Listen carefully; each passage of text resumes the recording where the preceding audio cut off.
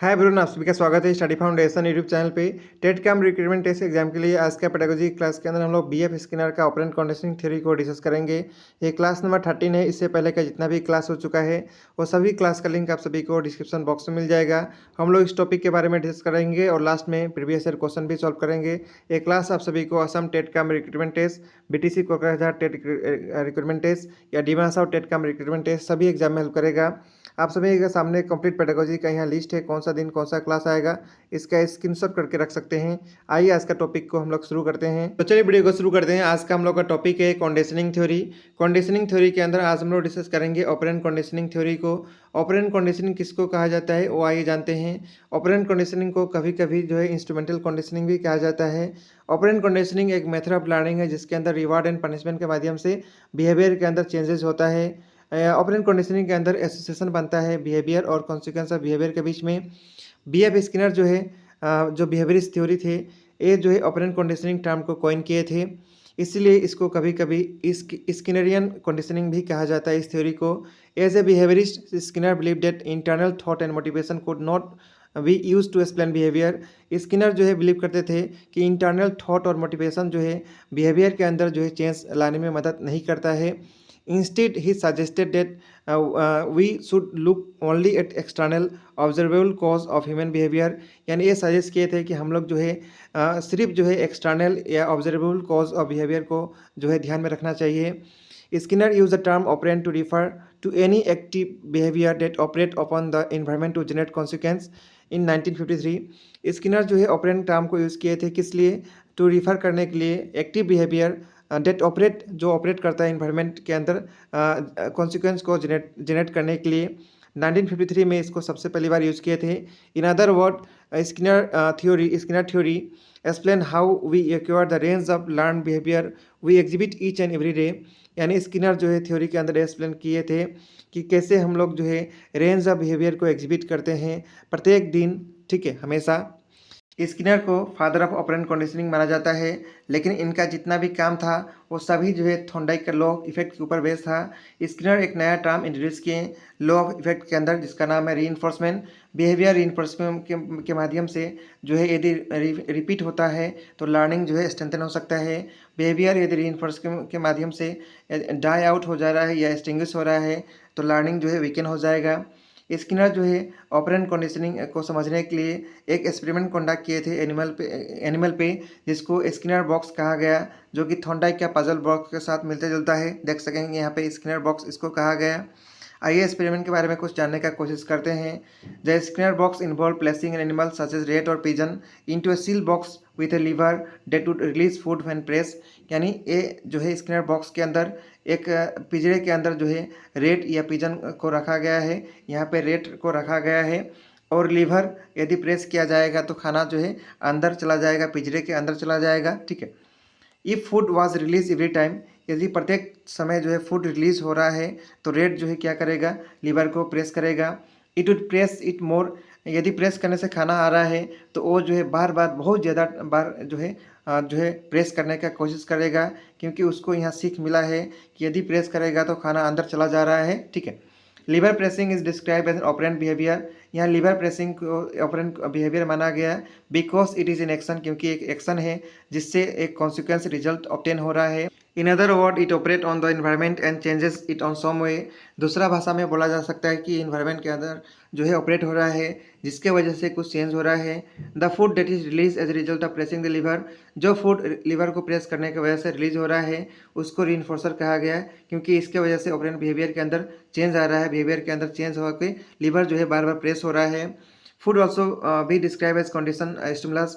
Food को जो है यहाँ कंडीशन स्टिमुलस बोला जा सकता है, क्योंकि इसकी वजह से कॉज एंड इफेक्ट हो रहा है। बहुत ज़्यादा डिफरेंस है रिवार्ड और रीइंफोर्सर के बीच में।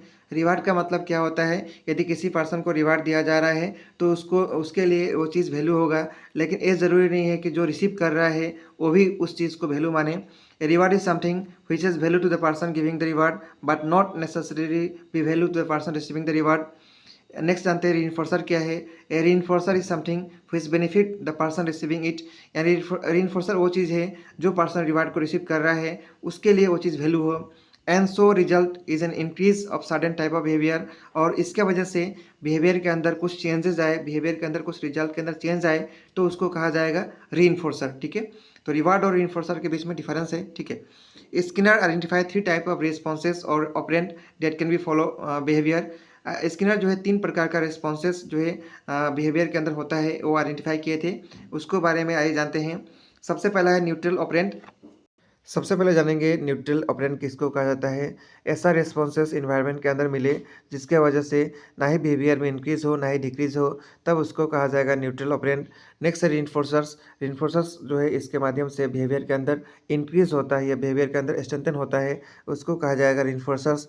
नेक्स्ट जो है रीइंफोर्सर्स का 2 टाइप है, पॉजिटिव रीइंफोर्सर्स, नेक्स्ट है नेगेटिव रीइंफोर्सर्स। चाहे पॉजिटिव हो चाहे नेगेटिव रीइंफोर्सर्स हो, दोनों के माध्यम से बिहेवियर के अंदर इंक्रीज देखने के लिए मिलता है। ठीक है, इसके बाद नेक्स्ट हम लोग डिस्कस करेंगे पनिशमेंट। ये भी जो है स्किनर के द्वारा रेस्पॉन्सेस ऑफ ऑपरेंट कंडीशनिंग के अंदर एक टाइप है, तो है punishment. Punishment is the representation of adverse event और outcome that causes a decrease in the behaviour it follow. यानी पनिशमेंट के माध्यम से बिहेवियर के अंदर डिक्रीज देखने के लिए मिलता है। पनिशमेंट जो है बिहेवियर को वीकेन करता है। There are 2 kind of punishment, 2 प्रकार का पनिशमेंट होता है, पॉजिटिव पनिशमेंट और नेक्स्ट है नेगेटिव पनिशमेंट। चाहे पॉजिटिव पनिशमेंट हो चाहे नेगेटिव पनिशमेंट हो, दोनों से बिहेवियर के अंदर डिक्रीज देखने के लिए मिलता है। ठीक है, इसके बाद नेक्स्ट हम लोग डिस्कस करेंगे schedules of reinforcement. Operand conditioning के हिसाब से शेड्यूल्स ऑफ रीइंफोर्समेंट का 2 प्रकार है, इंटरमीडिएट रीइंफोर्समेंट और कॉन्टिन्यूअस रीइंफोर्समेंट। इंटरमीडिएट रीइंफोर्समेंट के अंदर रीइंफोर्समेंट जो है पार्ट टाइम दिया जाता है और कॉन्टिन्यूअस रीइंफोर्समेंट में एवरी टाइम रीइंफोर्समेंट दिया जाता है। इंटरमीडिएट रीइंफोर्समेंट का 2 प्रकार है, रेशियो रीइंफोर्समेंट और इंटरवल रीइंफोर्समेंट। रेशियो रीइंफोर्समेंट किसको कहा जाता है, जब रीइंफोर्समेंट एक प्री डिटरमाइंड प्रोपोर्शन के अंदर दिया जाएगा तो उसको कहा जाएगा रेशियो रीइंफोर्समेंट। नेक्स्ट है फिक्स रेशियो रीइंफोर्समेंट। इसका टाइप के अंदर फिक्स रेशियो रीइंफोर्समेंट, जब एक जो है रेगुलर रेशियो में अंदर रीइंफोर्समेंट दिया जाएगा तो उसको कहा जाएगा fix ratio reinforcement. Variable ratio reinforcement के अंदर रीइंफोर्समेंट जो है एक प्री डिटरमाइंड प्रोपोर्शन के अंदर दिया जाता है, तब उसको कहा जाएगा वेरिएबल रेशियो रीइंफोर्समेंट।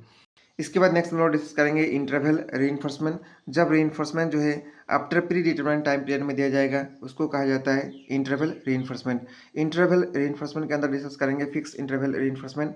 जब रीइंफोर्समेंट रेगुलर शेड्यूल में दिया जाएगा तो उसको कहा जाएगा fix interval reinforcement.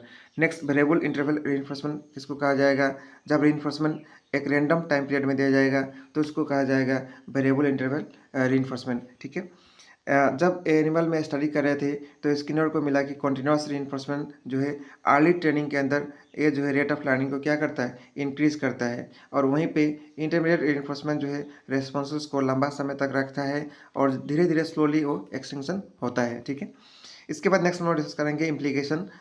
Operant conditioning theory का जो है एजुकेशनल इम्प्लीकेशन क्या है उसको जानेंगे। सबसे पहले कंडीशनिंग स्टडी बिहेवियर, यानी स्टडी ऑफ बिहेवियर को कंडीशनिंग करने के लिए ऑपरेंट कंडीशनिंग थ्योरी का जो है उसका इम्प्लीकेशन है। नेक्स्ट इम्प्लीकेशन है conditioning the classroom behaviour. Classroom behaviour को कंडीशनिंग किया जा सकता है। नेक्स्ट जो है प्रॉब्लम बिहेवियर को मैनेज किया जा सकता है। नेक्स्ट जो है एंग्जाइटी जो है उसको जो है कंडीशनिंग के माध्यम से डील किया जा सकता है। नेक्स्ट जो है ग्रुप बिहेवियर को कंडीशनिंग किया जा सकता है। कॉग्निटिव प्रोसेस को कंडीशनिंग किया जा सकता है और कॉम्प्लेक्स बिहेवियर को भी शेप यानी कंडीशनिंग किया जा सकता है। तो ये सब था एजुकेशनल इम्प्लीकेशन। इसको डिटेल में आप सभी को मिल जाएगा पीडीएफ से, वहाँ से स्टडी कर सकेंगे। ठीक, इसके बाद नेक्स्ट हम लोग प्रीवियस ईयर का क्वेश्चन डिस्कस करेंगे। सबसे पहला क्वेश्चन है Skinner operant conditioning theory can be represented by. Skinner operant conditioning theory को किससे रिप्रेजेंट करते हैं, एसआर यानी स्टिमुलस रिस्पॉन्स से रिप्रेजेंट करते हैं। तो राइट आंसर होगा option number A. Next question है the concept of programme learning was introduced by. Programme learning का कॉन्सेप्ट किसके द्वारा इंट्रोड्यूस किया गया था, बी.एफ. स्किनर। तो राइट आंसर होगा option number A. Next question है what does operant conditioning primarily focus on. Operant conditioning जो है प्राइमरीली किसके ऊपर फोकस करता है, वॉलंटरी बिहेवियर, यानी जो भी बिहेवियर वॉलंटरी है उसके ऊपर कंडीशनिंग किया जा सकता है और ऑपरेंट कंडीशनिंग इसके ऊपर ही फोकस करता है। राइट आंसर होगा option number C. Next question है which of the following is a key component operant conditioning. Operant conditioning का की कंपोनेंट इनमें से क्या है, रीइंफोर्समेंट और पनिशमेंट जो है सबसे की जो है कंपोनेंट है। तो राइट आंसर होगा option number B. Next question है in operant conditioning what is a reinforcer. Reinforcer operant conditioning के अंदर क्या है, अभी हम लोग डिस्कस किए थे, an event that increase the probability of A behaviour. वो इवेंट जो बिहेवियर का प्रोबेबिलिटी को क्या करे, इंक्रीज करे, उसको कहा जाता है रीइंफोर्सर। तो राइट आंसर होगा ऑप्शन नंबर बी। इसके बाद नेक्स्ट क्वेश्चन है what type of reinforcement is given after an unpredictable number of responses. Unpredictable number of responses के लिए कौन सा टाइप का रीइंफोर्समेंट देना चाहिए? वेरिएबल रेशियो रीइंफोर्समेंट देना चाहिए। तो राइट आंसर होगा option number D. Next question है which term best describe the removal of adversive stimulus to increase the behaviour. Removal of adversive stimulus to increase the behaviour के लिए कौन सा term use किया गया है? यहाँ पे नेगेटिव रीइंफोर्समेंट टर्म यूज़ किया गया है। तो राइट आंसर होगा ऑप्शन नंबर बी। ठीक है। नेक्स्ट क्वेश्चन है Skinner use an experimental tool to study operant conditioning animal, what was it called. Skinner जो एक्सपेरिमेंटल टूल यूज़ किया था ऑपरेंट कंडीशनिंग को स्टडी करने के लिए, उसको क्या बोला जाता है? उसको बोला जाता है स्किनर बॉक्स। तो राइट आंसर होगा ऑप्शन नंबर ए।